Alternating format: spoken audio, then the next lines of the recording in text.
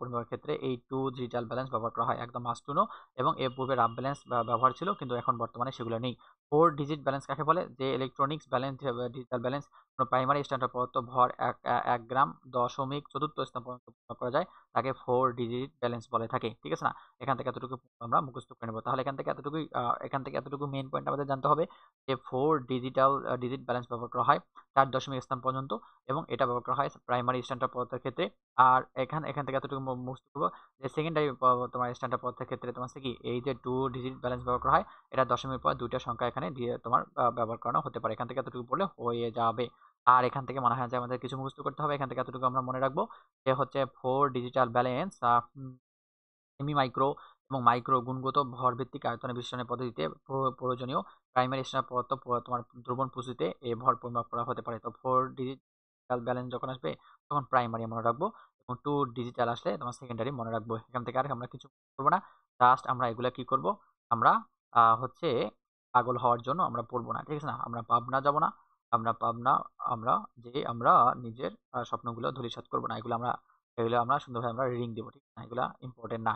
Digital ব্যালেন্সের ব্যবহার সুবিধাগুলো তোমরা জাস্ট খালি নাইস টু নামে নাইস টু নো লিখে দিলাম।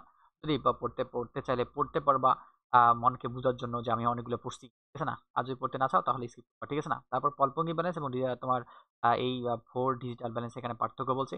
পার্থক্যটা ততটা ইম্পর্টেন্ট না, যেহেতু 10 স্টার ইম্পর্টেন্ট এখানে তোমার দেওয়া আছে, সেহেতু আমিও 10 স্টার ইম্পর্টেন্ট দিলাম।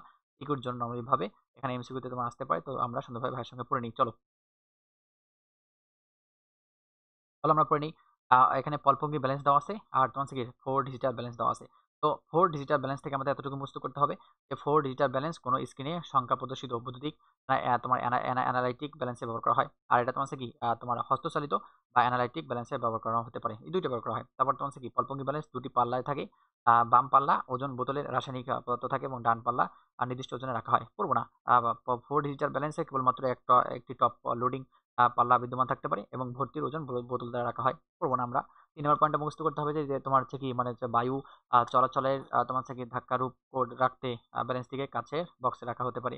অর্থাৎ পলপিং ব্যালেন্স কাছের পথে রাখা হয়। অপরদিকে তোমার হচ্ছে কি 4 ডিজিটাল ব্যালেন্সটি বায়ু ধাক্কা মুক্ত অবস্থায় বা কাছের বক্সে কি করতে পারে হতে পারে রাখা হতে পারে। এখান থেকে এতটুকু আমরা মনে রাখবো। হস্তচালিত পলপিং ব্যালেন্স তোমার ওজন নিতে বৈদ্যুতিক প্রয়োজন হয় না, আর এটা কি বৈদ্যুতিক প্রয়োজন হতে পারে। অর্থাৎ এখান থেকে আমরা এতটুকু মুখস্থ করবো যে পলপঙ্গি ব্যালেন্সটা তোমার হচ্ছে কি তোমার হস্তচালিতের ক্ষেত্রে এটা বৈদ্যুতিক প্রয়োজন পড়ে না।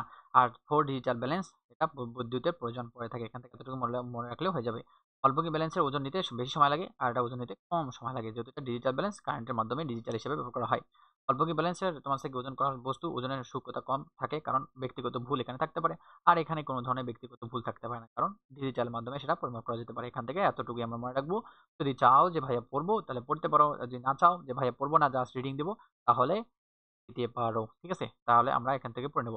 আর এই যে বোর্ড কোশ্চেন, এগুলো কোশ্চেন চলে আসছিল, এগুলো ওভারঅল আমরা সুন্দরভাবে আমরা পরীক্ষা এক্সামে আমরা সুন্দরভাবে দিছি। আশা করা যায় এগুলো কোশ্চেন তোমার কোনো সমস্যা নাই, বা তোমার প্র্যাকটিসের মধ্যে আছে। তো পারো তাহলে এগুলো কোশ্চেন দেখে নিবা। ঠিক আছে না? বোর্ড কোশ্চেনগুলো অনেক ইম্পর্টেন্ট। এটা হচ্ছে 10 স্টার ইম্পর্টেন্ট, এটা তোমাকে জানতেই হবে। এখানে বলছে প্রাইমারি স্ট্যান্ডার্ড পদার্থ তোমার ওজনে তোমার 4 ডিজিট ব্যালেন্স ব্যবহার করা হয়।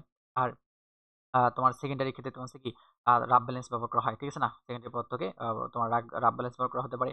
আর তারপর ক্ষয়কারক তরল পদার্থ তোমার হচ্ছে যেমন হাইড্রোজেন ক্লোরাইড, সালফিউরিক অ্যাসিড মেপে নেওয়ার জন্য মেজারিং সিলিন্ডার ব্যবহার করা হতে পারে। এগুলো আমাদের মুখস্থ করতে হবে, মাস্ট টু নো। ঠিক আছে না?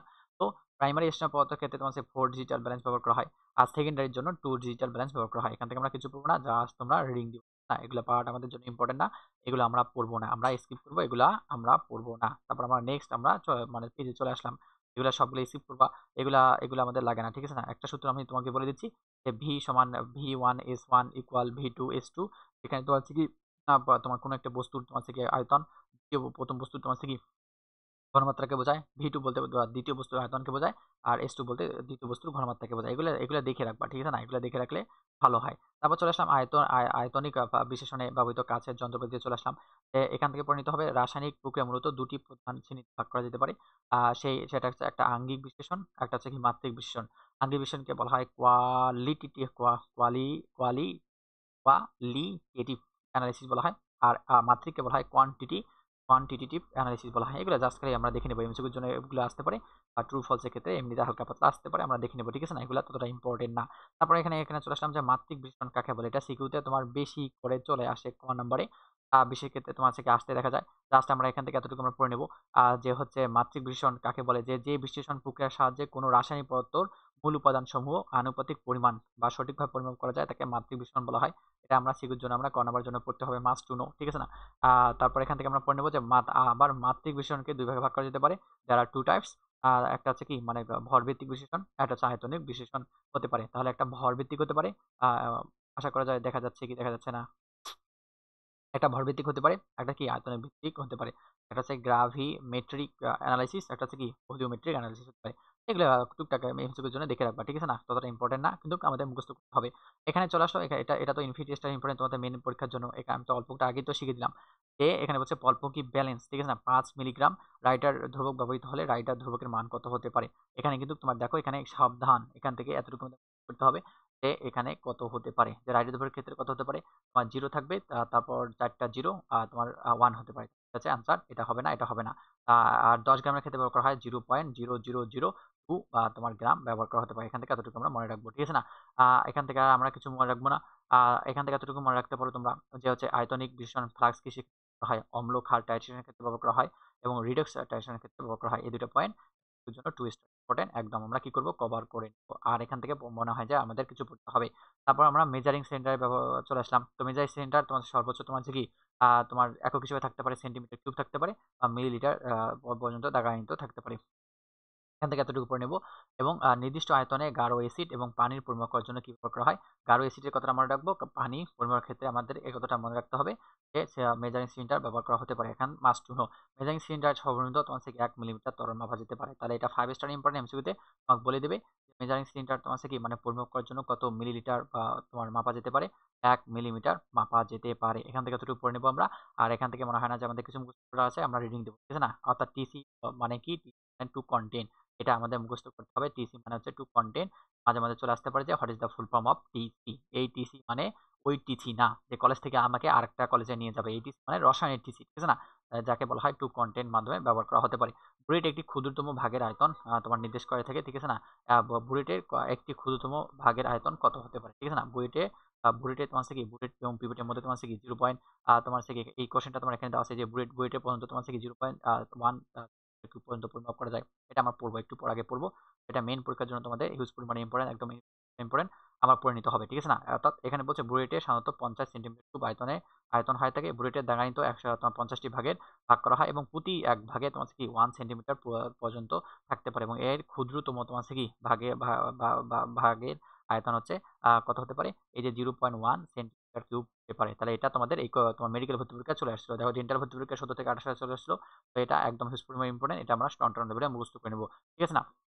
আর এখান থেকে এতটুকু পড়তে হবে যে টাইট্রেশনের কাজে দুটি বিকারক দ্রবণের তুল্য তোমার হচ্ছে পরিমাপ আয়তনকে মিশানোর কাজে বুয়েট ব্যবহার করা হয়। তাহলে এটা এমনিতে আমরা আমরা পড়ার ফাঁকে আমরা মনে রাখবো, ঠিক আছে না? এখান থেকে আমরা মুখস্থ করবো না।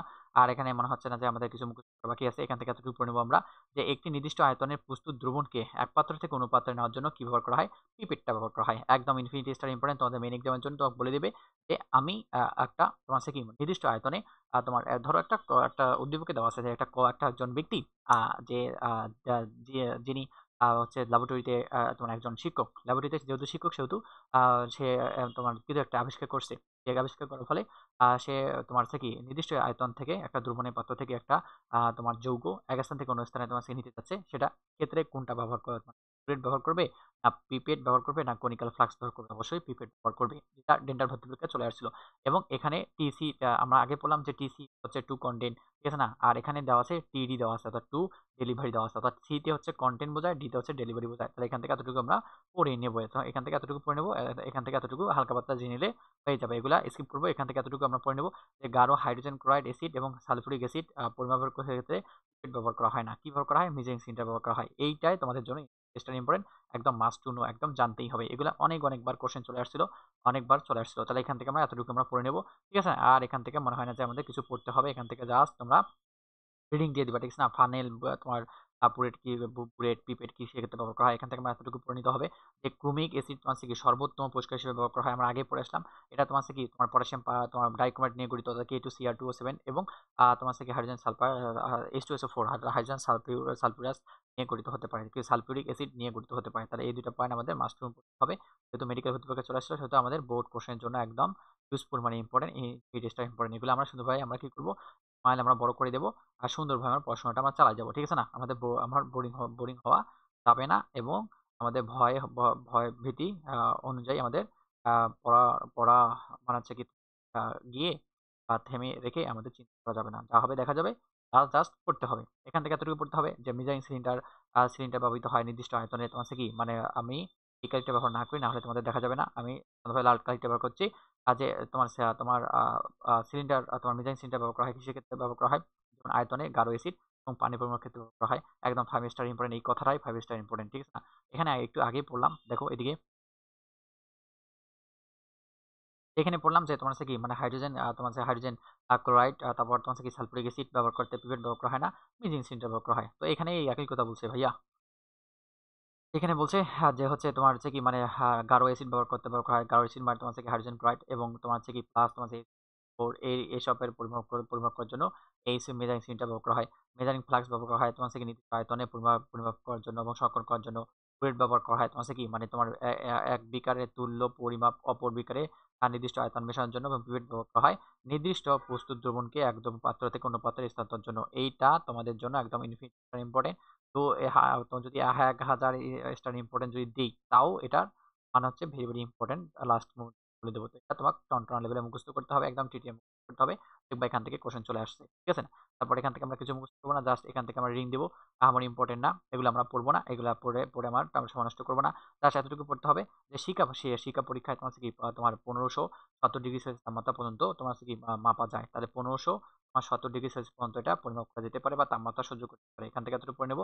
স্পিড ল্যাম্প থেকে আমাদের এতটুকু মনে রাখতে হবে যে তোমার স্পিড ল্যাম্প কিসের ক্ষেত্রে ব্যবহার করা হয়, মিথিলেট জ্বালানি হিসেবে ব্যবহার করা হতে পারে। তাহলে কোশ্চেন চলে আসতে পারে যে মিথিলেট স্পিড কিসের ক্ষেত্রে ব্যবহার হয়, স্পিড ল্যাম্পের ক্ষেত্রে ব্যবহার করা হয়। এবং মিথিলেট তোমার হচ্ছে কি স্পিডটা তোমার 95% রেকটিফাইড স্পিড থাকতে পারে এবং তোমার হচ্ছে কি 5% কি থাকতে পারে, মিথানল থাকতে পারে। এটা তোমাদের মেইন পরীক্ষার জন্য এমসিকিউর জন্য একদম তোমাদের একদম মানে ইম্পর্টেন্ট, একদম 15 স্টার ইম্পর্টেন্ট লিখে দিলাম, একদম মাস্ট টু নো, একদম তোমাদের জানতেই হবে, ঠিক আছে না? অর্থাৎ আমরা এখান থেকে আমরা পার্টটা আমরা কি করলাম সবাই শেষ করে দিলাম। এগুলো তোমাদের জানতে হবে না, জাস্ট এই সংকেতটা মুখস্থ করবা যে হচ্ছে অ্যাবসেস্টের তোমার হচ্ছে কি তোমার সংকেতটা কি, তোমার MG তোমার 3 হতে পারে, ত্রিকোণ তোমার 2টা থাকতে পারে, অক্সিজেন 5টা থাকতে পারে এবং OS তোমার O4 থাকতে পারে। এটা এমনিতে সংকেতটা আমরা কি করব, টন করব। এমসিকিউতে অনেকবার মানে আসছিল দেখা যায়, ঠিক আছে না? এখান থেকে আমরা কিছু মুখস্থ করবো না, জাস্ট রিডিং দেবো আমরা। তারপর রাসায়নিক পদার্থ শুকানোর ক্ষেত্রে কি ব্যবহার করা হয়, এই ডেসিকেটর ব্যবহার করা হয়, ক্যালসিয়াম পাথোয়েট এগুলো ব্যবহার করা হয় না। এগুলো এটা রাজশাহী বোর্ডে ছিল, মেইন এক্সামের জন্য একদম হিউজ পরিমাণে ইম্পর্টেন্ট, একদম একদম নাম মাস্ট টু নো পড়তে হবে, ঠিক আছে না?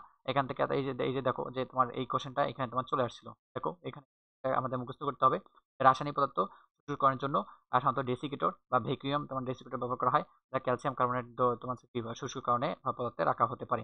এখান থেকে মাস্ট টু নো, ঠিক আছে না? অর্থাৎ ডেসিকেটরের ভেতরে শুষ্ককরণ পদার্থ হিসেবে কি করা হয়, ক্যালসিয়াম CaCl2 রাখা হতে পারে, একদম মাস্ট টু নো। এখান থেকে এতটুকু আমাদের জানতে হবে।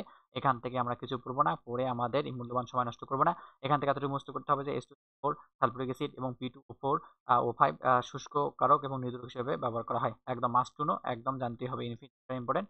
এমসিকিউর জন্য তোমাকে বলে দিবে যে নিচের কোনটি নির্ধারক হিসেবে ব্যবহার করা হতে পারে।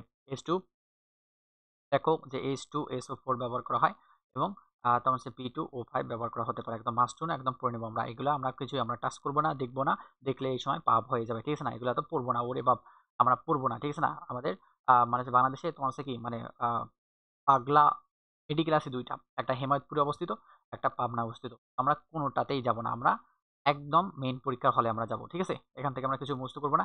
এখান থেকে সিকিউতে তোমার হচ্ছে কি ক খ এর জন্য আমরা পড়ছিলাম যে সোডিয়াম হাইড্রোক্সাইড দ্রবণ গাঢ় কাস্টিক সোডার বগে তোমার তোমার মেইনলি হচ্ছে সংকেতটা কি KOH, আর কাস্টিক পটাশের সংকেত হচ্ছে NaOH। আমরা ভালোভাবে জানি সেগুলো, ঠিক আছে না? বোতলে সংরক্ষণ করা হয় কেন ব্যাখ্যা করতে বলছে, যশোর বোর্ডে তোমাদের চলে আসছিল, তো মেইনলি ভাবে এটা তোমরা পড়ে নিবা। এই যে আমি বললাম না যে তোমার হচ্ছে কি মানে পটাশের সংকেত কি, আগেই বলে আসলাম। তারপর এখান থেকে বললাম যে ব্রোসিকেটের সংকেত কি, এটা মাস্ট তোমাদের জানতেই হবে, না জানলে হবে না, ঠিক আছে না? এই কোয়েশ্চেনটা তোমরা দেখে নিবা। এটা তো তোমার চলে আসছিল যে এটা তো আলোচনা আমি করলাম ওই এখানে তোমার দেওয়া আছে দেখো যেটাতে, ঠিক আছে? তো এখান থেকে আমরা আর কিছু পড়বো না।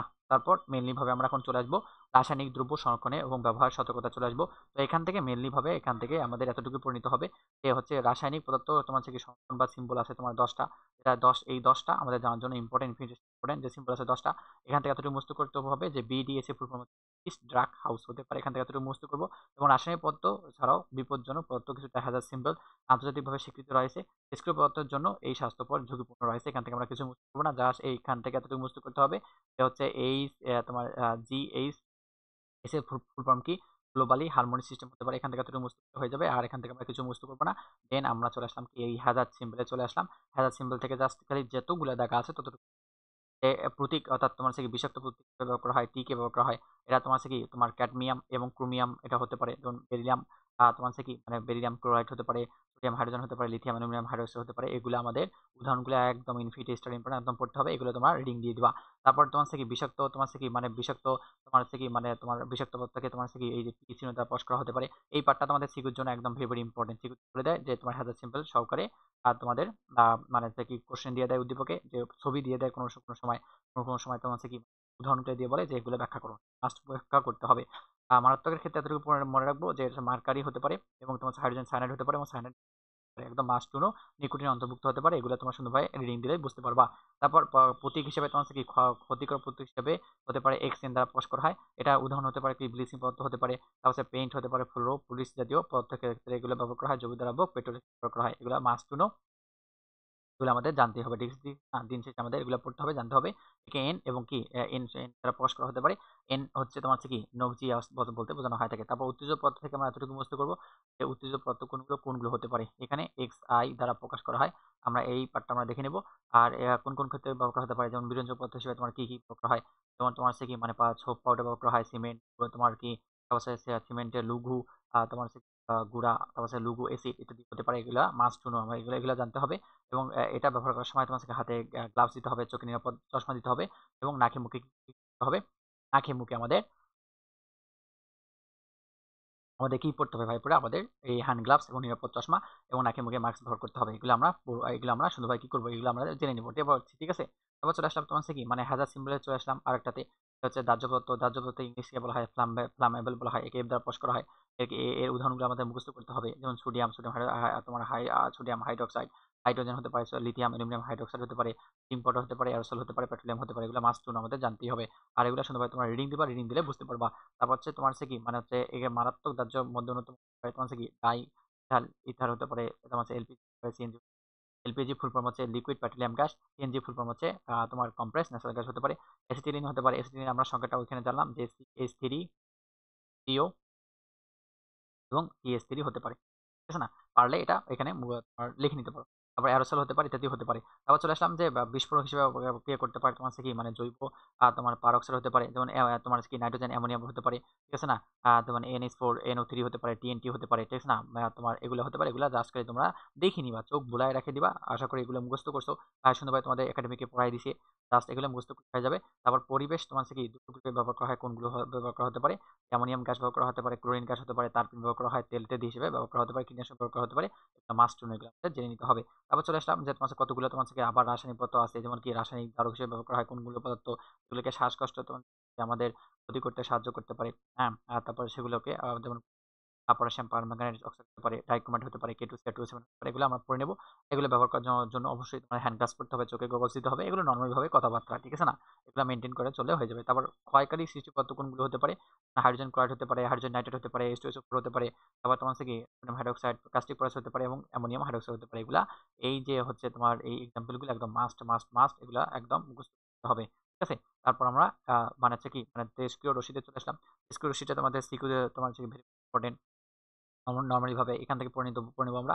একে তোমার হচ্ছে আন্তর্জাতিক তোমার তেজস্ক্রিয় রশ্মি ফল তাকে বলা হয়। এটি দ্বারা ক্ষতিকর তোমার কি আলোক রশ্মি শনাক্ত বোঝানো হতে পারে। এগুলো রিডিং দিব আমরা, ঠিক আছে না? তারপর হচ্ছে স্বাস্থ্য ঝুঁকিপূর্ণ কোনগুলো হতে পারে, যেগুলো আমাদের স্বাস্থ্যের পরিপ্রেক্ষিতে যেগুলো ক্ষতিকর সেগুলো থেকে আমরা মানে হচ্ছে দূরে থাকবো। যেমন শ্বাস প্রশ্বাসের সংক্রান্ত জন্য সংবেদী কতগুলো পদার্থ আছে, জীবনে সংক্রমণ ঘটাতে পারে। ঠিক আছে না? এগুলা সাবধানে আমরা চলাফেরা করবো এবং বাইরে নিরাপদ স্থানে সংরক্ষণ করবো। ঠিক আছে? যদি আমরা অ্যাবিউজও করে থাকি, সেহেতু আমরা সঠিক পরিমাণে আমরা সংরক্ষণ করবো এবং বাইরে আমরা মানে যেখানে সেখানে ফেল না দিয়ে আমরা ডাস্টবিনে তোমার ফেল দেবো। এটা তোমার ব্যবহার করার সময় অবশ্যই হ্যান্ড গ্লাভস ব্যবহার করতে হবে, চশমা ব্যবহার করতে হবে, নাকের মুখে মাস্ক পরতে হবে। এখান থেকে এতটুকু জেনে নিব যে MSDS এর ফুল ফর্ম কি? আমরা প্রথমেই জেনেছিলাম, আবার জেনে নিলাম যে ম্যাটেরিয়াল সেফটি ডাটা, যেগুলো দেখবা যে রিভিশন দিতে বারবার এই পয়েন্টগুলো চলে আসতেছে, ওগুলো হচ্ছে মানে হচ্ছে কি ইনফিনিটি স্টার ইম্পর্টেন্ট, এগুলো তোমার মাস্ট পড়তে হবে, ঠিক আছে? এখান থেকে আমরা কিছু পড়বো না, এখান থেকে মেইনলি ভাবে এখান থেকে এতটুকু পড়তে হবে যে ইথানল, এখান থেকে এতটুকু দেখে নেবো আমরা যে ইথানলের সংকেত হচ্ছে সি, ইথানের সংকেতটা জাস্ট তোমরা মুখস্থ করে নিবা। আর এই পয়েন্টগুলো মুখস্থ করতে হয়ে যাবে, যে এগুলো পয়েন্ট তোমাদের মুখস্থ করতে হয়ে যাবে। আর এখান থেকে ইথানল হচ্ছে দাহ্য পদার্থ হতে পারে, ঠিক আছে না? আর বেনজিন টুলিন এটা দাহ্য ক্ষতিকর পদার্থ হতে পারে। আর তারপর এই যৌগগুলো তোমার ক্ষয়কারী হতে পারে, যেমন পটাশিয়াম হাইড্রোক্সাইড, কাস্টিক পোরাস, ঠিক আছে না? তারপর হচ্ছে তোমার লিকার অ্যামোনিয়া, এগুলো হচ্ছে ক্ষয়কারী হতে পারে। ইথানিক অ্যাসিড তোমার ক্ষয়কারী হতে পারে, ইথানিক এনহাইড্রেট তোমার হচ্ছে ক্ষয়কারী হতে পারে, ঠিক আছে না? H2SO4 এবং হাইড্রোজেন ক্লোরাইড ক্ষয়কারী হতে পারে। এখানে বলছে যে ওপেন তোমার কি দাহ্য পদার্থ হতে পারে। লিথিয়াম অ্যালুমিনিয়াম তোমার অ্যালুমিনিয়াম তোমার হচ্ছে হাইড্রেট, এরা তোমার সোডিয়াম হাইড্রোক্সাইড দাহ্য পদার্থ হতে পারে। এবং অ্যাসিড ও নাইট্রাইল তোমার হচ্ছে কি দাহ্য এবং বিশুদ্ধ পদার্থ হতে পারে, ঠিক আছে না? ব্রোমিন তোমার হচ্ছে দাহ্য পদার্থ হতে পারে। তারপর হচ্ছে ট্রাই ক্লোরোমিথেন তোমার হচ্ছে ক্লোরোফর্ম, এগুলো তোমার দাহ্য বিশুদ্ধ পদার্থ হতে পারে।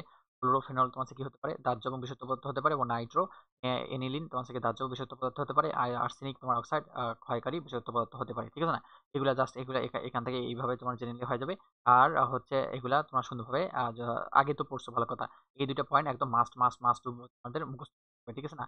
আর যদি চাও যে ভাইয়া এই সময় আমরা পড়বো না, এইগুলা তোমরা রিডিং দিতে পারো, রিডিং দিলে তোমরা বুঝতে পারবা। আবার চলে আসলো যে MSD ফুল ফর্ম কি? ম্যাটেরিয়াল সেফটি ডাটা হতে পারে। তাহলে এখান থেকে এতটুকু আমাদের মুখস্থ করতে হবে। তারপর নেক্সট পয়েন্টে আমরা চলে আসি। এখান থেকে আমরা এতটুকু আমরা পড়ে নেব যে হচ্ছে হাইড্রোজেন তোমার সালফুরিক অ্যাসিড তাকে তোমার কাঠের আলমারিতে কাঠের তক্তার উপরে রাখলে কাঠ পুড়ে কালো হয় কেন? এটা সিকিউর জন্য ইম্পর্টেন্ট, বেসিক্যালি সিকিউর জন্য আমরা মুখস্থ ব্যাপারটা যদি এখান থেকে মুখস্থ করতে যদি পারো তাহলে মুখস্থ করবা। আর যদি না পারো তাহলে সুন্দর একটা গাইড দেখে সুন্দরভাবে ওখানে টপিক সাজায় দেওয়া আছে, ওখান থেকে মুখস্থ করলে যাবে। আর এগুলো আমরা আল্লাহর হস্তে কিছুই পড়বো না, ঠিক আছে না? এগুলো আমরা কিছুই পড়বো না, এগুলো আমরা মেনলি ভাবে এগুলা আমাদের পড়ার আমরা কোনো নিড নাই। তো আমাদের এখান থেকে আমরা কিছু পড়বো না, এখান থেকে যেহেতু দাগায় দেওয়া আছে, এখান থেকে এতটুকু পড়তে পারো। ল্যাবরেটরিতে তোমার হচ্ছে ভাবিত দাহ্য যৌগ তোমার হচ্ছে কি হাইড্রোকার্বন, বেনজিন, টয়লিন, তারপর হেক্সেন, কেরোসিন। কেরোসিন তোমার হচ্ছে কি কার্বন, তোমার কার্বন 12 থেকে 15 পর্যন্ত হতে পারে। এলপিজি ফুল ফর্ম হচ্ছে লিকুইড পেট্রোলিয়াম গ্যাস, যেখানে সিএনজি ফুল ফর্ম হচ্ছে কম্প্রেস আর ন্যাচারাল গ্যাস হতে হতে পারে। এগুলো আমরা দেখে নেবো, ঠিক আছে না? এগুলো হালকা পাতলা এগুলো দেখে নেবো আর সুন্দরভাবে রিডিং দিবা, মাস্ট কিন্তু এগুলো রিডিং দিতে হবে। হ্যাঁ, পানিতে ধীরে ধীরে তোমার সাথে যোগ করা হয়, এগুলো আমরা পড়বো না, এগুলো ইম্পর্টেন্ট না। কিন্তু এটা একদম তোমাদের পরীক্ষার জন্য একদম মাস্ট টু নো, একদম জানতেই হবে। তোমাকে এমসিকিউ এখানে দিয়ে দেবে কোনটার পরিবর্তে কোনটার বিকল্প হিসেবে ব্যবহার করা যেতে পারে। ক্লোরোফর্মের হিসেবে ক্লোরোফর্ম দেখো, ক্লোরোফর্ম এর পরিবর্তে কি ব্যবহার করা হয়? যে ক্লোরোফর্ম পরিবর্তে হেক্সেন ব্যবহার করা হতে পারে। কার্বন তোমার কি কার্বন টেট্রাক্লোরাইডের পরিবর্তে তোমার হেক্সেন ব্যবহার করা হয়। বেনজিনের পরিবর্তে তোমার কি টুলিন ব্যবহার করা হয়। জাইলেনের পরিবর্তে তোমার ব্যবহার করা হয় টুলিন ব্যবহার করা হয়। বিউটানলের পরিবর্তে তোমার বিউটানল 1 ব্যবহার করা হয়। লেড ক্রোমিক অ্যাসিডের ক্ষেত্রে তোমার পটাশিয়াম ক্রোমাইড ব্যবহার করা হয়। এবং পটাশিয়াম ধাতুর ক্ষেত্রে তোমার কি ক্যালসিয়াম ধাতু ব্যবহার করা হয়। এখন এখানে কথাটা হচ্ছে যে ভাইয়া এগুলো কি আমরা সবগুলো আমরা মানে হচ্ছে মুখস্থ করবো? তোমাকে ইজি করে দেই, ব্রেনটাকে একটু হালকা হালকা করে দেই, তোমাকে একটু মানে হচ্ছে কি মানে ভালো একটা কথা বলি যে এখান থেকে জাস্ট আমরা বাংলা নামগুলো মুখস্থ করবো। আমরা এই সংকেতগুলো আমরা মুখস্থ করবো না, কেননা লাস্ট মোমেন্ট এগুলো মুখস্থ থাকবে না, এগুলো মুখস্থ করে লাভ না, এগুলো আসবেও না, ঠিক আছে না? তোমাকে ডিরেক্ট তোমার এমসিকিউতে বলে দেবে যে নিচের কোনটি পরিবর্তে নিচের কোনটি ব্যবহার করা হয়। ক্লোরোফর্মের পরিবর্তে হেক্সেন ব্যবহার করা হয়। কার্বন টেট্রাক্লোরাইডের পরিবর্তে তোমার কি হেক্সেন ব্যবহার করা হয়, ঠিক আছে রাইট? বেনজিনের পরিবর্তে ব্যবহার করা হয় টুলিন ব্যবহার করা হতে পারে, ঠিক আছে না? এগুলো পড়তে হবে, এগুলো মাস্ট টু নো, আমাদের জানতে হবে। তারপর চলে আসলাম যে হচ্ছে হচ্ছে যা তোমার জাইলেনের পরিবর্তে কি ব্যবহার করা হয়? টুলিন ব্যবহার করা হয়। বিউটানলের পরিবর্তে কি ব্যবহার করা হয়? বিউটানল 1 ব্যবহার করা হয়। বিউটানল 2 এর পরিবর্তে 1, 1 এর পরিবর্তে আবার 2 না। একটু দেখে নিবা, ঠিক আছে না? একটু চোখটা বড় বড় করে একটু দেখে নিবা, ঠিক আছে? তারপর চলে আসলাম যে লেড ক্রোমাইটের পরিবর্তে পটাশিয়াম কার্বনেট ব্যবহার করা হয়। এবং পটাশিয়াম ধাতুর পরিবর্তে ক্যালসিয়াম ধাতু ব্যবহার করানো হতে পারে। একদম এই পার্টটা সুন্দরভাবে আমরা কি দেবো? রিভিশনের মধ্যে রাখবো, ঠিক আছে না? দিন শেষে আমাদের ভালো একটা রেজাল্ট করতে হবে। ভাইয়া তোমাদের জন্য যথেষ্ট পরিমাণে কষ্ট করতেছে। ভাইয়ের দিকে একটু তাকায় একটু ভালো একটা পড়া দিয়ে ভালো একটা রেজাল্ট নিয়ে আসিও, ঠিক আছে না? দিন শেষে না হলে কষ্ট পাবো, ঠিক আছে? তারপর আমরা চলে আসি, এগুলো আমরা স্কিপ করবো। এগুলো মনে হয় না যে আমাদের পড়তে হবে, ঠিক আছে না? এগুলো আমরা পড়বো না, কিন্তু এখানে অল্প একটু হালকা পাতলা পড়তে হবে। যে ল্যাবরেটরিতে ব্যবহৃত, ঠিক আছে না? আমি অন্য একটা কালি নেই যে তোমাদের ভালো লাগবে, আমাকেও ভালো লাগবে। ল্যাবরেটরিতে ব্যবহৃত অতিরিক্ত তোমার কি হাইড্রোজেন ক্লোরাইড, তারপর হাইড্রোজেন নাইট্রাইট, H2SO4, অতিরিক্ত সোডিয়াম হাইড্রোক্সাইড এবং তোমার কি পটাশিয়াম হাইড্রোক্সাইড বজ্ররূপে ড্রোনের পানির সাথে নিকটস্থ জলাশয় মাটিতে মিশে যায় এবং তখন এই মাটি বা পানির অম্লত্ব বা খারত্বর পিএস মাত্রা হ্রাস বৃদ্ধি করতে পারে এবং এর পিএস মান থাকতে পারে 7 থেকে 8 পয়েন্ট থাকতে পারে। এখান থেকে পড়ে নেব আমরা যে এটা অণুজীব তোমার ধ্বংস এবং উর্বরতা নষ্ট করে দিতে পারে এবং পিএসএ মান কত থাকতে পারে 3 থাকতে পারে। এখান থেকে এতটুকু মনে রাখবো যে কতগুলো তোমার হচ্ছে কি মানে তোমার বিষাক্ত কতগুলো তোমার যৌগ থাকতে পারে। তার মধ্যে হচ্ছে কি Pr2, তারপর হচ্ছে কি Ag হতে পারে, lead হতে পারে, মার্কারি হতে পারে, ক্যাডমিয়াম হতে পারে, ক্রোমিয়াম হতে পারে। এগুলো হচ্ছে বিষাক্ত পদার্থ হিসেবে কাজ করতে পারে। এগুলো দেখো এগুলো হচ্ছে ভারী ধাতুর সংকেত, ভারী ধাতু হিসেবে কাজ করতে পারে, যা শরীরের জন্য বিষক্রিয় কাজ করতে পারে। একটা তোমার lead, একটা তোমার হচ্ছে কি মার্কারি, একটা হচ্ছে কি ক্যাডমিয়াম হতে পারে। এখান থেকে আমরা কিছু পরে আমাদের টাইম নষ্ট করার দরকার নেই। এখান থেকে এতটুকু তোমরা পড়তে পারো যে লিকার অ্যামোনিয়া হিসাবে কত পার্সেন্ট তোমার থেকে দুগুণ থাকতে পারে, 25 থেকে 40% থাকতে পারে। এটা তোমার কৃষি ক্ষেত্রে ব্যবহার করা হয়। এটা সর্দিতে তোমার অ্যামোনিয়াম গ্যাস তোমার কি নাকে পানি ঝরা বন্ধ করতে পারে। এটা আমাদের মুখস্থ করতে হবে এমসিকিউর জন্য। আর অ্যামোনিয়াম গ্যাস বায়ুতে মিশে গেলে গাছপালা ঝলসে যায়, পাখি তোমার মারাত্মক অবস্থায় দেখা দিতে পারে, কারণ এটা বিষাক্ত পদার্থ, তাই এটা আমাদের ক্ষতির কারণ হয়ে যেতে পারে। তারপর এখান থেকে পড়ে নেবো যে পটাশিয়াম পারম্যাঙ্গানেট অক্সাইড, এটা ডায়রিয়া হওয়ার সম্ভাবনা তোমার দেখা দিতে পারে। এই যৌগটা আমাদের জন্য ক্ষতিকর, তাই কিডনি সম্পূর্ণভাবে নষ্ট হয়ে যেতে পারে। ঠিক আছে না? এখান থেকে এতটুকু পড়ে নেবো। ঠিক আছে না? আর মনে হচ্ছে না এগুলো পার্ট তোমাদের মুখস্থ করার দরকার নেই। জাস্ট যে যতটুকু আন্ডারলাইন করে দেওয়া আছে ততটুকু পড়ে নিবা। আগে যতটুকু দেখা দিয়েছে ততটুকু পড়ে নিবা। এখান থেকে পেট ব্যথা হতে পারে, বমি, ডায়রিয়া হতে পারে। ঠিক আছে না? তারপর পটাশিয়াম হাইড্রেটের অভাবে ত্বকের মারাত্মক ক্ষতি হতে পারে। তারপর হচ্ছে হাইড্রোজেন পারঅক্সাইডের কারণে তোমার ত্বকে মারাত্মক ক্ষতি হতে পারে। ক্লোরোফর্মের পরিবর্তে তোমার হচ্ছে কি তোমার এই নালীর মাধ্যমে ক্ষতিগ্রস্ত হতে পারে। এগুলো মাস্ট টু নো। এই ফরমালিনটা তোমাদের মাস্ট টু নো করতে হবে। ফরমালিন তোমার হচ্ছে কি সংখ্যাটা মুখস্থ করবো আমরা। আর এখানে কত পার্সেন্ট জলীয় দ্রবণ থাকতে পারে? 40% জলীয় পারে এবং এটা কিডনিকে নষ্ট করতে সাহায্য করতে পারে এবং ক্যান্সার রোগ হতে গুরুত্বপূর্ণ ভূমিকা পালন করতে পারে। এই মারাত্মক লেভেলের খারাপ লেভেলের একটা মানে হচ্ছে কি যৌগ। এটা ফরমালি পচন রোধ এবং ক্ষুদ্র প্রাণীকে ধ্বংস করে এবং পরিবেশের ক্ষতি করতে সাহায্য করতে পারে। এগুলো আমাদের জন্য অনেক গুরুত্বপূর্ণ নয়। পয়েন্টগুলো আমাদের গুরুত্বপূর্ণ নয়, এগুলো আমরা স্কিপ করবো না। তারপর আমরা নেক্সট আমরা চলে আসলাম এখানে তো এখানে অল্প টিপস বলছে। এমনিতে আমরা সুন্দরভাবে আমরা কি করবো সুন্দরভাবে রিং দেবো এগুলো পার্ট। এখানে বলছে নিচে রাসায়নিক পদার্থগুলোকে বিষাক্ততার তোমার হ্রাসের জন্য প্রচুর পানি যোগ করে পরিত্যক্ত করবে এবং সকল তীব্র অ্যাসিড, ক্ষার, অ্যালকোহল এবং হাইপারক্লোরাইড, সিলিকো ইত্যাদি দিতে হবে। এমনিতে রিডিং দিবা। ঠিক আছে না? তারপর আমরা চলে আসি আমরা নেক্সট আমরা পয়েন্টে চলে আসি। এগুলো ইম্পর্টেন্ট না, এগুলো আমরা স্কিপ করবো। তার সম্ভব আমরা কম পড়াশোনা করে ইফেক্টিভ ভাবে আমরা ইম্পর্টেন্ট তোমার টপিকগুলোর প্রতি গুরুত্ব দেবো। এগুলো আমরা আগে পড়ে আসলাম, যেমন কি থাকতে পারে কি না থাকতে পারে, এগুলো আমরা স্কিপ করবো, এগুলো ইম্পর্টেন্ট না।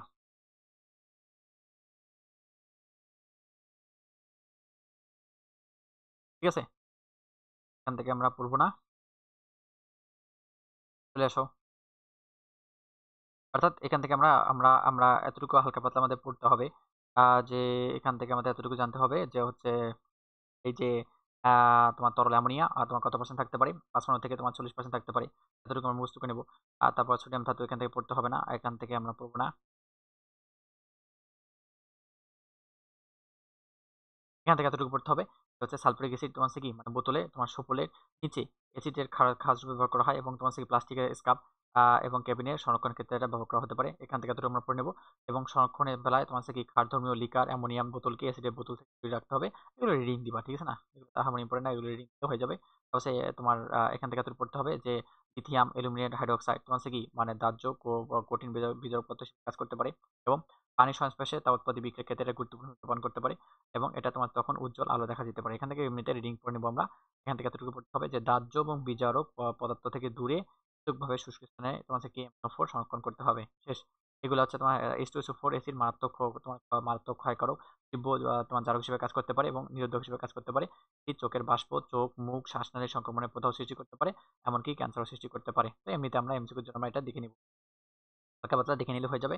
তারপরে অ্যামোনিয়াম হাইড্রোক্সাইড থেকে আমরা কিছু পড়বো না। এটা শ্বাসকষ্ট, তারপর তোমার হচ্ছে কি দায়ী হতে পারে। তারপর এগুলো তো আমরা হালকা পাতলা দিকে পড়লাম, এগুলো আমরা পড়বো না, রিডিং এগুলো পড়বো না। ঠিক আছে না? তো আমরা এখান থেকে আমরা আমরা এতটুকু আমরা সম্পর্কে আমরা কি করলাম জানলাম। ঠিক আছে? সুন্দরভাবে এতটুকু আমরা পড়ে নিলে হয়ে যাবে। এতটুকু কি করবো সুন্দরভাবে পড়ে নেবো। ঠিক আছে? ভাই পড়া সুন্দরভাবে আমরা পড়তে হবে, আমাদের জানতে হবে আর সুন্দরভাবে আমাদের কভারও করে নিতে হবে। ঠিক আছে? তো আমরা এই মানে হচ্ছে কি আমরা সুন্দরভাবে আমরা এই অধ্যায়টা আমরা আমরা শেষের পথে আমরা শেষের দিকে আমরা চলে আসছি। তো সুন্দরভাবে পড়তে হবে ভাইয়ের সঙ্গে, সুন্দরভাবে আমরা পড়ে নিই। তো নেক্সট একটা পয়েন্ট দেওয়া আছে কি মাইক্রো মাইক্রো অ্যানালিটিক্যাল পদ্ধতি দেওয়া আছে। তো ভাইয়ের সঙ্গে সুন্দরভাবে আমরা কি করে নিই, সুন্দরভাবে আমরা পড়ে নিই চলো। এখানে তোমার এতটুকুই তোমার দেওয়া আছে। এখানে কি বলছে? এখানে বলছে দেখো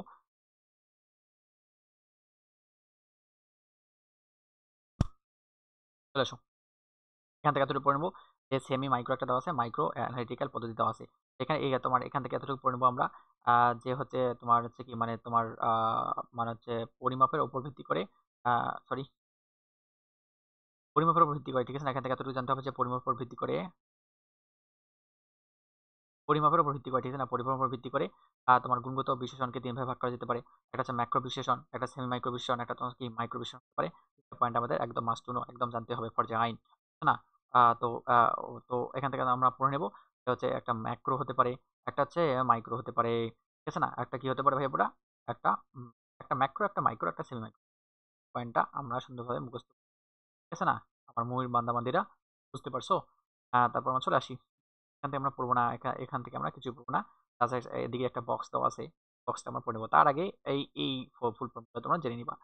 ক্রোমাটোগ্রাফি ব্যবহার করা হয়, তোমার স্পেকট্রোমেট্রি ব্যবহার করা হয়, থার্মাল অ্যানালিটিক্যাল, তারপর হচ্ছে পারমাণবিক প্রণালী, তারপর হচ্ছে এক্স-রে রশ্মিবিদ্যুৎ। এখান থেকে এতটুকু পড়ে নিবা যে এসপিএলসি ফুল ফর্ম হচ্ছে high performance liquid chromatography, TPLC full হচ্ছে gas gel gel permeation liquid chromatography হতে পারে। তারপর তোমার হচ্ছে কি ডিএসসি এর ফুল ফর্ম হচ্ছে ডিফারেনশিয়াল তোমার স্ক্যানিং তোমার ক্লোরিমিটার হতে পারে, এবং এএসএস ফুল ফর্ম হতে পারে যে অ্যাটমিক অ্যাবজর্পশন স্পেকট্রোস্কোপি হতে পারে, এবং এগুলা হতে পারে, এগুলা মাথা এগুলা ততটা ইম্পর্টেন্ট না, তোমাকে দেখে নিতে হবে, ঠিক না? আমরা সুন্দরভাবে আমরা এই পয়েন্টগুলো আমাদের দেখে নিতে হবে, ঠিক আছে না? আমরা সুন্দর কি করবো, মুখস্থ করবো এই শর্ট ফর্মগুলো, মাঝে মাঝে এক্সামে বেশি করে চলে আসতে দেখা যায়। তো এগুলো কি করতে হবে, অবশ্যই পড়তে হবে। এই যে সেমি এবং সেমি মাইক্রো পড়তেছি, আবার ম্যাক্রো পদ্ধতিটা এবার চট্টগ্রাম বোর্ড কোশ্চেন চলে আসছিল, তো এগুলো তো ভেরি ভেরি ইম্পর্টেন্ট। আমরা সুন্দরভাবে আমরা পরীক্ষাও দিছি, আমরা আরো আরো সমস্যা নাই, যতদিন পর্যন্ত পরীক্ষা আমাদের কাছে আসে নাই, ততদিন পর্যন্ত আমরা পরীক্ষাকে ধরা দেবো না, ভাবে পরীক্ষার জন্য প্রিপারেশন নেব, ঠিক আছে না? সেমি মাইক্রো বিশ্লেষণ পদ্ধতি, এটা পরিবেশ বান্ধব না পরিবেশ বান্ধব নয়, এখান থেকে ট্রু ফলস আসতে পারে। এটা আছে কি পরিবেশ বান্ধব হিসেবে করতে পারে, ক্রিয়া করতে পারে। তাহলে এখান থেকে আমরা এতটুকু আমরা জানলাম। এখান থেকে আমরা কি করবো না, সেমি মাইক্রো পদ্ধতি ব্যবহৃত নমুনা পদ্ধতি, এগুলো আমরা পরে আমরা কি করবো, সলভ করবো, সমস্যা নেই। এখান থেকে আমরা কিছু পড়বো না, এখানে তোমার একটা বড় বড় আকারে তোমার বক্স দেওয়া আছে, এখান থেকে এখন বক্স থেকে আমরা পড়ে নেবো, এগুলো ততটা ইম্পর্টেন্ট না, ঠিক আছে না? ও বাপ, এগুলো তো পড়বাই না, ঠিক আছে না? আমরা পাগল হব না, কিন্তু এই বক্সটা হচ্ছে তোমাদের মেইন পরীক্ষার জন্য একদম ইটিএসটা ইম্পর্টেন্ট, একদম পড়তেই হবে। সিকিউর জন্য এটা পড়তে হবে, এমসিকিউর জন্য পড়তে হবে। এই পার্টটা আমরা পড়বো না, জাস্ট এতটুকু পার্ট আমরা মুখস্থ করতে হবে, এতটুকু পার্ট মুখস্থ করতে হবে। তো চলো ভাইয়ের সঙ্গে পড়ে নেই। যে ম্যাক্রো বিশ্লেষণ একটা দেওয়া আছে, সেমি মাইক্রো বিশ্লেষণ দেওয়া আছে। ম্যাক্রো থেকে আমরা এতটুকু পড়ে নেবো 0.5 গ্রাম থেকে 2 গ্রাম বস্তু ব্যবহৃত হয়, আর এটা 50 মিলিগ্রাম থেকে 200 মিলিগ্রাম বস্তু হতে পারে। তোমার 20 মিলিলিটার থেকে 30 মিলিলিটার দ্রবণের বিশ্লেষণে এটা ব্যবহার করা হয়। আর সেমি মাইক্রো ব্যবহার করা হয় 2 মিলিমিটার থেকে তোমার কি 4 মিলিমিটার পর্যন্ত ব্যবহার করা হতে পারে। মেজারিং সিলিন্ডারে ব্যবহার করা হয় ম্যাক্রো বিশ্লেষণ, আর সেমি মাইক্রো ক্যাপিচুলাম টিউবে ব্যবহার করা হয়। মোস্ট ইম্পর্টেন্ট পয়েন্ট, এই 3 নাম্বার পয়েন্ট আমাদের মাস্ট টু একদম জানতেই হবে। তারপর আমরা চলে আসি যে কিউবেক যন্ত্রে তোমরা এফিএ, তো এগুলা পড়বা না, ঠিক আছে না? যে এখান থেকে এতটুকু পড়তে হবে যে তোমার থায়োএসিটামাইড থেকে তোমার বিক্রিয়া পরিবেশে তোমার হাইড্রোজেন সালফাইড প্রদান করে ব্যবহার করা হতে পারে মেডিকেল পত্রিকায়। যেহেতু চলে আসছিল শুধু তোমাদের হালকা পাতলা ভাবে আমি পড়াই দিলাম, ঠিক আছে না? কারণ পড়তে হবে, দিন শেষে আমাদের পড়তে হবে, ভালো একটা জায়গায় চান্স নিতে হবে, আর রেজাল্ট আমাদের ভালো করতে হবে। তারপর আমরা চলে আসি, এখান থেকে পড়তে হবে যে ম্যাক্রো পদ্ধতিতে তোমার বজ্র কেমিক্যাল, ম্যাক্রো পদ্ধতিতে বজ্র কেমিক্যাল তোমার বেশি হওয়ায় তোমার পরিবেশে অধিক ক্ষতিকর প্রভাব পড়ে, ঠিক আছে না? এখান থেকে এতটুকু পড়তে হবে, তো এটা পরিবেশের উপর ক্ষতিকর প্রভাব গুরুত্বপূর্ণ পালন করে, ঠিক আছে না? এটা গুরুত্বপূর্ণ বলা যাবে না, খারাপটাকে আমরা ক্ষতি করে বলবো। আর সেমি মাইক্রো থেকে এতটুকু পড়তে হবে যে সেমি মাইক্রো তোমার পদ্ধতিতে বজ্র কেমিক্যাল কম, এবং হাইড্রোজেন সালফাইড তোমার এক্ষেত্রে বাতাসে মিশে না, তাই হাইড্রোজেন সালফাইড পরিবেশে দূষণ ঘটে না। তাহলে বুঝতে পারছো? বুঝতে পারছো? দেখো এখানে, দেখো মনোযোগটা এখানে দাও, ক্লাসে দাও। বোরিং লাগলে সমস্যা নাই, বোরিং লাগতেই পারে, পড়াশোনা আমাদের ভালো না লাগার একটা জিনিস। তো পড়াশোনা যে ভালো লাগবে এমনটাও না তোমার কাছে, ঠিক আছে না? পড়াশোনাটা ভালো না লাগা স্বাভাবিক, আর ভালো লাগাটা অস্বাভাবিক ব্যাপার, ঠিক আছে? এখান থেকে এতটুকু পড়ে নেবো যে ম্যাক্রো বিশ্লেষণ সময় বেশি লাগে, এবং সেমি মাইক্রো বিশ্লেষণের সময় কি লাগতে পারে, কম লাগতে পারে। তো এই পয়েন্টটা আমাদের মুখস্থ করতে হবে, যে বেশি সময় লাগে ম্যাক্রোর ক্ষেত্রে, কম সময় লাগে সেমি মাইক্রোর ক্ষেত্রে। তারপর চলে আসি, এখন আমরা পড়বো কি, আমরা আমরা ম্যাক্রো পড়লাম আর সেমি মাইক্রো পড়লাম। এখন পড়বো আমরা কি, সেমি মাইক্রো বিশ্লেষণ এবং তোমার মাইক্রো পদ্ধতি বিশ্লেষণ বক্সটা আমরা পড়ে নেব। এখান থেকে পড়তে হবে যে তোমার 50 মিলিগ্রাম থেকে তোমার 200 মিলিগ্রাম বস্তু বিশ্লেষণের ক্ষেত্রে এই সেমি মাইক্রো বিশ্লেষণ ব্যবহার করা হয়। অপরদিকে তোমার মাইক্রো বিশ্লেষণ ব্যবহার করা হতে পারে তোমার হচ্ছে কি 5 মিলিগ্রাম থেকে তোমার 20 মিলিগ্রাম পর্যন্ত ব্যবহার করা হয়, এটা হতে পারে। তাহলে এখান থেকে আমাদের এতটুকুই আমাদের মনে রাখতে হবে, ঠিক আছে না? মাঝে মাঝে এই কম্পিউটারটাই আমাদের কি করে, ডিস্টার্ব করে। তো এটা তোমার মাইক্রো বিশ্লেষণ ক্ষেত্রে ব্যবহার করা হয়। তারপর চলে আসলাম যে সেমি মাইক্রো বিশ্লেষণ তোমার 2 মিলিমিটার থেকে 4 মিলিমিটার দ্রবণ বিশ্লেষণ করতে ব্যবহার করা হয়। অপরদিকে মাইক্রো বিশ্লেষণ ব্যবহার করা হয় তোমার 2 মিলিমিটার থেকে 1 মিলিমিটার বিশ্লেষণ করতে ব্যবহার করা হতে পারে। সেমি মাইক্রো তোমার হচ্ছে তোমার ক্যাপিলারি টিউবে ব্যবহৃত হতে পারে। অপরদিকে মাইক্রো হচ্ছে কি ক্যাপিলারি টিউবে ব্যবহার করা হয়। ঠিক আছে না? তারপর সেমি মাইক্রো বিশ্লেষণে সাধারণত যৌগের পৃথকীকরণ, তারপর তোমার হচ্ছে কি পরিমাণগত বিশ্লেষণ এবং গাঠনিক কাঠামো নির্ণয় করতে ব্যবহার করা হয়। আর মাইক্রো বিশ্লেষণে সাধারণত অধ্যক্ষেপণ পদ্ধতি সহ ল্যাম্বার তোমার সূত্র ব্যবহার করা হয়। এখান থেকে টু দ্য পয়েন্ট, এখান থেকে এতটুকু জাস্ট মনে রাখবা তোমরা যে এটা তোমার হচ্ছে কি মানে বিপণনের ক্ষেত্রে ব্যবহার করা হয়। পরিমাণগত বিশ্লেষণের ক্ষেত্রে ব্যবহার করা হয়। গাঠনিক কাঠামো হিসেবে ব্যবহার করা হতে পারে। অপরদিকে তোমার হচ্ছে কি ল্যাম্বার্টের সূত্র তোমার হচ্ছে উচ্চ ক্ষমতা সম্পন্ন ক্রোমাটোগ্রাফি তে ব্যবহার করানো হতে পারে। এখান থেকে মাস্ট টু নো। তারপর আমরা চলে আসলাম যে এখান থেকে বুঝতে হবে যে সেমি মাইক্রো পদ্ধতিতে বজ্র কেমিক্যাল কম থাকে, তাই পরিবেশ দূষণ কম হয়। আর অপরদিকে মাইক্রো বিশ্লেষণে বজ্র কেমিক্যাল নগণ্য, তাই পরিবেশে তোমার মাত্রা কি থাকতে পারে, কম থাকতে পারে। এখানে তোমার কি দূষণ কম হয়, আর এখানে দূষণ মাত্রা নগণ্য থাকতে পারে বা নাই বললেই চলে। তাহলে এখান থেকে আমরা ওভারঅল এই বক্সটা হচ্ছে তোমাদের একদম ইনফিনিটি স্টার ইম্পর্টেন্ট। অপরদিকে এই বক্সটাও তোমার হচ্ছে কি সেম কাহিনী। ঠিক আছে না? এখান থেকে আমরা সুন্দরভাবে কি করব, ভালোভাবে আমরা এ টু জেড সহকারে আমরা কি করতে হবে ভাইয়াপুরা, আমরা ভালোভাবে আমাদের কি করব পড়ে নেব। ঠিক আছে? তারপর চলে আসো, আমরা চলে আসি আমরা নেক্সট আমরা পয়েন্টে চলে আসি। তো নিরাপদ গগলস ব্যবহার করা হয় কিসের জন্য? তো রাসায়নিক বার্নারে তোমার তাপ দেওয়ার জন্য কি ব্যবহার করা হয়? নিরাপদ গগলস ব্যবহার করানো হতে পারে। এখান থেকে আমি জেনে নিবা। তারপর তোমার হচ্ছে কি এখানে বলছে সেফটি ক্লথ ব্যবহার করা হয় কিসের জন্য? সেফটি ক্লথ ব্যবহার করা হয় তোমার হচ্ছে কি জানো? আর ভাঙ্গা কাঁচের টুকরা আমাদের হাতে প্রবেশ করে আমার হাতকে ক্ষতিগ্রস্ত করতে না পারে, এর জন্য সেফটি ক্লথ ব্যবহার করা হয়। তিনটা ভর্তি পরীক্ষা চলে আসলে এমনিতে আমরা নাইস টু নো সহকারে আমরা দেখে নেব। ঠিক না? তারপর এখানে চলে আসলাম পানির ঝর্ণা, এগুলো এগুলো সুন্দরভাবে পড়ে নিব। হ্যাঁ, আহ, আহ, এদিকে আর আমরা পড়বো না। পানিগহ্বর বা ওয়াটার বার্ড থেকে আমাদের এতটুকু পড়তে হবে যে ওয়াটার বার্ড থেকে আমাদের এতটুকু হবে। দেখো এখানে তোমার হচ্ছে কি 99 ডিগ্রি সেলসিয়াস তাপমাত্রা পর্যন্ত হতে পারে। এই তাপমাত্রাটা আমাদের মনে রাখতে হবে, তাপমাত্রাটাই 5 স্টার ইম্পর্টেন্ট। ঠিক আছে না? ভর্তি পরীক্ষা চলে আসছে, তোমাদের মেইন পরীক্ষা চলে আসছিল। এমসিকিউর জন্য আমরা এখানে এতটুকু পড়ে নেব। ফিউ মুহূর্ত থেকে এতটুকু পড়ে নেব। কেমিস্ট্রিতে ল্যাবরেটরিতে পরীক্ষা নিরীক্ষা করার সময় বিষাক্ত এবং ক্ষতিকর দুগ্ধজাত গ্যাস ধোঁয়া উৎপাদন করে এবং এই ফিউ মুহূর্ত তোমার ভোটের ক্ষেত্রে ব্যবহার করা হয়। এখান থেকে এতটুকু পড়ে নেব আমরা যে অতিরিক্ত সালফুরিক অ্যাসিড, হাইড্রোজেন নাইট্রেট এবং হাইড্রোজেন ক্লোরাইড দ্রবণে লঘু ক্ষেত্রে ফিউমেট ব্যবহার করা হয়। তারপর লিকার অ্যামোনিয়াম তোমার হচ্ছে কি লঘু করার ক্ষেত্রে ফিউমেট ব্যবহার করা হতে পারে। একদম মাস্ট টু নো। এখানে আমাদের জানতে হবে মাস্ট টু নো। একদম এই ওয়ার্ডগুলো তোমাকে জানতে হবে, না জানলে পাপ হবে, বুঝছো? না হলে তোমাদের এখনো প্রিপারেশন হয় নাই আমার ধারণা মতে। এগুলোর কথা যদি বলো যে ভাইয়া এগুলো আমরা এখনো পড়ি নাই, কেমনে মনে রাখবো, তাহলে এটা লজ্জাজনক। ঠিক আছে না? আমরা এগুলো কথাবার্তা না বলবো। আমরা সুন্দরভাবে আমরা কনফিডেন্স সহকারে আমরা পরীক্ষার হলে বসবো। ঠিক আছে? তারপর ল্যাবরেটরিতে তোমার হচ্ছে থাকা দাহ্য পদার্থ সতর্ক ব্যবহার, এগুলো আমরা কিছু পড়বো না। এগুলা মেনলি এখান থেকে আমরা কিছু পড়বো না। এখানে বলছে পানির সংস্পর্শে বিক্রিয়া জ্বলে ওঠে পদার্থের ধাতব সোডিয়াম হাইড্রোক্সাইড, ধাতব তোমার হচ্ছে কি হাইড্রেট হতে পারে, হাইড্রেট হতে পারে, সোডিয়াম অ্যালুমিনিয়াম হাইড্রোক্সাইড নিরাপদ ব্যবহার করতে ব্যবহার করা হয়। হ্যাঁ, তারপর এখান থেকে পড়ে নেব যে হচ্ছে জৈব দ্রাবক, যেমন তোমার হচ্ছে কি ডাইমিথাইল ইথার, পেট্রোলিয়াম ইথার। ঠিক আছে না? অর্থাৎ তোমার 35 থেকে 60 ডিগ্রি সেলসিয়াস তাপমাত্রা হতে পারে এবং তোমার স্ফুটনের পেন্টের হতে পারে। তারপর ওয়াটার বাথ এখানে আছে। তারপর হচ্ছে কি প্যারাফিন বা এগুলা থাকে, এগুলা সুন্দরভাবে তোমার রিডিং দিবা। আমার ইম্পর্টেন্ট না, রিডিং দিলে বুঝতে পারবা যে এখানে কি বলতে চাচ্ছে এরা। ঠিক আছে? যে এখানে বলছে দেখো যে শস্যকর হিসাবে কোন দুটো ব্যবহার করা হয়। শস্যকর হিসেবে তোমার হচ্ছে কি তোমার ডেসিকেটর হিসেবে ব্যবহার করা হতে পারে। না, এখান থেকে আমরা কিছু করবো না। তোমরা সুন্দরভাবে তোমরা রিডিং দিবা। রিডিং দিলে হয়ে যাবে। আর এই তোমার এই কোশ্চেনটা তোমরা সলিউশন করে নিবা। ওভারঅল এই কোশ্চেন থেকে তোমাদের বোর্ড কোশ্চেন তোমার বহু তোমার প্রশ্ন তোমাদের রিপিট করে। ঠিক আছে না? এখান থেকে এতটুকু পড়ে নেবো।